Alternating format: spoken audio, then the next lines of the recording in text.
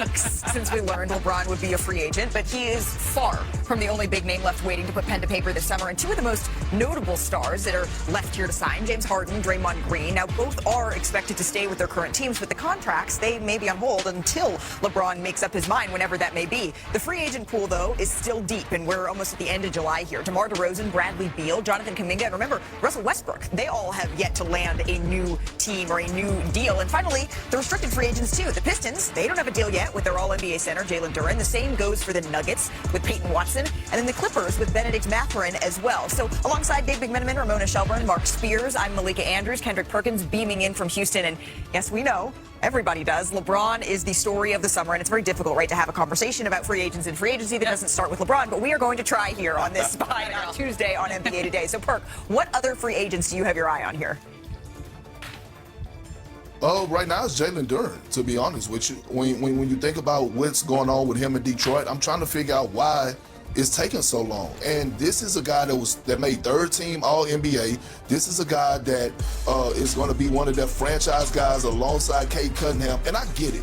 He stunk it up in the postseason. But a lot of young players have bad postseasons and they learn from it. This guy still was a 20-11 guy, and it shouldn't take that long. The last thing that you want, if you're the Pistons, is having this young man sign, walk into training camp frustrated. Now, all of a sudden, J.B. Bickerstaff got to have a coming to Jesus meeting and get him back on track. When right now, him and Cade Cunningham should be working out. Him and J.B. Bickerstaff should be communicating and seeing how they're going to feature him next year in the player for his player development and him getting better as a certified number 2 option. This is a problem, and the Detroit Pistons need to hurry up and correct this and make it right. Well, I don't think that's going to happen anytime soon, because I just talked to someone who said that negotiations on Jalen Duren are at a standstill right now, could take deep into August, could take quite a while. And I think that's because teams that tried to get Jalen Duren, the Lakers were one of the teams that pursued him.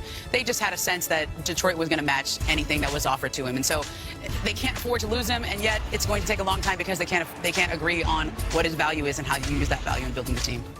You know, someone close to Jonathan Kuminga, and he's somebody I'm intrigued about, said that he's in that long line of traffic behind LeBron James. Mm-hmm. Just waiting for him to pull over so they can get by, and DeMar DeRozan in that traffic too. That he just, you know, he said LeBron's a senior citizen of the league, driving 15 miles per hour on the 65 road.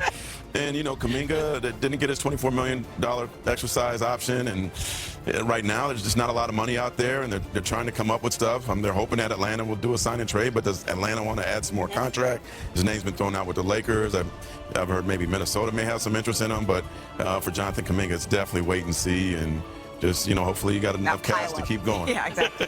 I don't think Peyton Watson is dependent on anything with LeBron James, but I do think he's a very important free agent because the Nuggets were confident they would keep him, and yet they haven't necessarily locked this in because there's other teams that are pursuing him. The Clippers are a team I've heard. The Milwaukee Bucks are a team I've heard. Like, there's teams with interest in him, and if they pay him too much, the expectation around the league is maybe they have to trade some other players because they have to make the rest of the salaries work. So there's been discussions about Christian Brown. There's been discussions about Cam Thomas. Like, this is something that could have a domino effect depending on how much Peyton Watson signs for and whether the Nuggets decide to match it. I saw Peyton in New York on Friday. Yeah. This is a 23-year-old looking for life-changing money here. Yeah. And he has some confidence and faith that he is with Clutch Sports, quite frankly. He told me they've been through this before. I covered Tristan Thompson, where he was in a restricted free agent situation, and he waited all the way to be a training camp holdout. That's the only way you get leverage back in this situation, to try to have the numbers move. So I'm not saying that Peyton's going to be that exact case, but his representatives have done it before. Right, not necessarily in the line behind LeBron, but there is some sense that there is money that is being held up here all over the league. So, Mark, I'm turning my blinker on. I'm going over into the lane over on my right here because we do await the big decision, right? And that is LeBron James. And LeBron's longtime friend, his longtime agent, Rich Paul, released the latest episode of his podcast, Game Over, last night. And he spoke about, frankly, why this is taking so long. We're not making this about attention and a spectacle. It's not about a decision or anything like that. He has a choice to make. He has a business choice to make.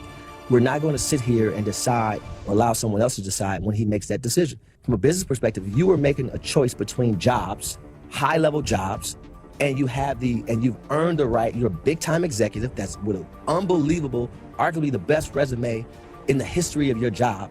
Who's rushing you? Okay. Nobody. There's been several people to call and say, hey, Rich, is there anything more we should be doing, we could be doing? And my answer is no. So all the bids are in, and my favorite part of this was Max Kellerman says to Rich, okay, well, we need to start with LeBron. He says, why? Why do we need to start with LeBron? Well, because that's the biggest question mark that's hanging over the NBA. So let's just reset. On Tuesday, July 21st, where do things stand here, Dave? I checked in with Rich on my way into the studio. Quote, nothing happening today. So we're going to move on to day 22 at the very least. Listen, the teams that are in pursuit of LeBron, they're okay with this. It's not like because this is dragged into 3 weeks, the teams are starting to fall off in the race to get LeBron. It's a cost of doing business to some degree. Now, Rich is adamant that he doesn't know what LeBron's going to do, and LeBron doesn't know what LeBron's going to do. And so any amount of pressure from an outside team or from the league commissioner, Adam Silver, is not going to affect things. Try to tell LeBron what to do, and that's not the best way to get him to move towards a decision. You work with him. And you're not the only one, Dave, who's checking in with their sources this morning. I heard that one Mr. Kendrick Perkins has been making a couple of phone calls. Perk, what did you learn? Well, I did. I had to call Rich Paul, little snotty nose ass, and I asked him, hey, man, what is the holdup? I said, what is the holdup? Is it money? Does a team need to make a move? And you know what Rich Paul told me? He said, Perk, listen, man, this has nothing to do with money. Whatever LeBron James, the teams that are at the top of his list, they're all going to pay the same dollar amount. He's not asking a team to move anybody that's contradicting what they standing for. It's not about the money. It's about the fit. He's had his mind made up. Like, I believe it's been a time where he had his mind made up, and then all of a sudden he's changed his mind and he's back to, the drawing board again. And what people have to realize is that, yes, he does have a wife, Savannah, who has an input, and he's also considering that in this decision. His daughter as well, and obviously Savannah would love to travel to LA to go watch her son Bronny get some minutes for the Lakers and watch him play at times. But they have another son that's down there in Arizona by the name of Bryce. And yes, Bryce didn't get a lot of minutes. Actually, he was a red shirt last year because he was going through the development process. But he's expected to play. So I know we all are anxious.